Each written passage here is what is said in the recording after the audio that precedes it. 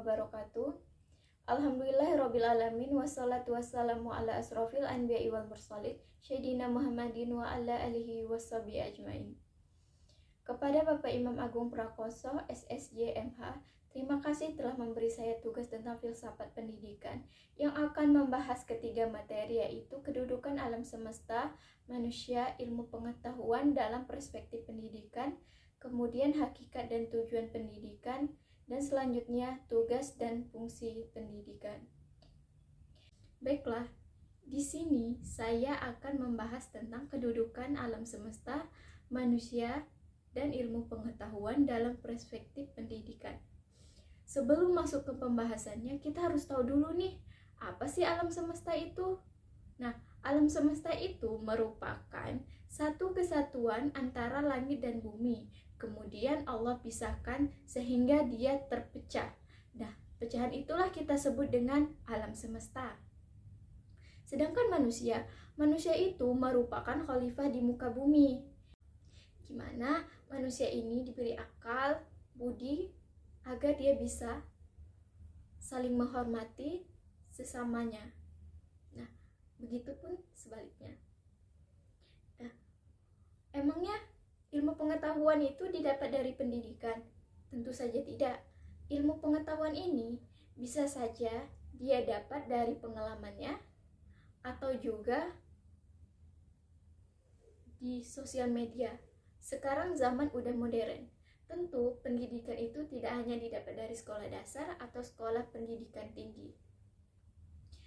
Menurut saya, pendidikan ini, orang yang berpendidikan ini, pola pikirnya lebih luas atau lebih berbeda dari orang yang tidak berpendidikan atau orang yang tidak bersekolah. Contohnya saja, orang yang tidak bersekolah sangat susah sekali untuk membaca. Nah, sedangkan orang berpendidikan tentu saja dia bisa, karena dari awal di sekolah dasar dia tuh sudah dibimbing dan diajar oleh seorang guru, sehingga dia memiliki cara atau teknik yang telah gurunya ajar. Nah, sedangkan orang yang tidak sekolah ini tentunya dia akan kebingungan bagaimana sih cara membacanya. Jadi dia itu tidak punya teknik tersendiri. Nah, untuk orang berpendidikan ini tentunya saja dia sudah banyak pengalaman pembelajarannya tentunya. Tentunya orang yang berpendidikan ini memiliki pengalaman pembelajaran yang lebih banyak daripada orang yang tidak berpendidikan. Nah, disinilah kita dapat membedakan orang yang berpendidikan dengan orang yang tidak berpendidikan. Walaupun akhlak lebih utama daripada ilmu, tapi lebih baiknya lagi ilmu sama akhlak itu seimbang. Kenapa? Jika dia berakhlak, dia pasti sudah berilmu. Tapi jika dia berilmu, belum tentu berakhlak. Langsung saja kita masuk ke materi yang kedua, hakikat dan tujuan pendidikan. Hakikat pendidikan yaitu proses bimbingan, baik bimbingan secara akhlak, mental, pembelajaran. Nah, bimbingan secara akhlak itu supaya seorang anak memiliki akhlak dan budi pekerti yang baik. Kemudian bimbingan secara pembelajaran itu baik secara menulis, membaca, mengeja, berhitung, dan lain sebagainya. Kemudian tujuan pendidikan. Tujuan pendidikan itu terbagi lagi menjadi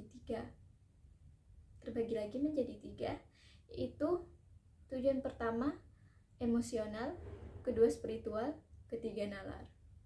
Nah, untuk tujuan pendidikan yang pertama, yaitu emosional, berupa perasaan seorang anak itu, perasaan kita tersendiri. Nah, untuk spiritual itu kita bisa menempatkan, contohnya jika dia seorang muslim, jika dia mendengar suara azan, maka otomatis dia akan menempatkan dirinya ke masjid untuk menunaikan sholat. Nah, sedangkan nalar itu memecahkan suatu persoalan atau permasalahan. Oke, langsung saja ke materi yang ketiga. Materi ketiga ini tugas dan fungsi pendidikan. Tugas pendidikan ini kurang lebih atau sama dengan hakikat, yaitu berupa bimbingan. Kemudian fungsinya itu menumbuhkan kecerdasan kepada setiap anak atau orang yang dididik atau diajar itu. Bagaimana sih hubungan manusia, ilmu pengetahuan, dan pendidikan? Nah, dari ketiga materi yang telah saya jelaskan tadi, mereka ini saling berkesinambungan. Kenapa? Karena manusia di sini sebagai subjek yang akan mengelola sebuah objek. Objek di sini yaitu alam semesta. Alam semesta ini banyak sekali ilmu yang akan didapat jika dikaji.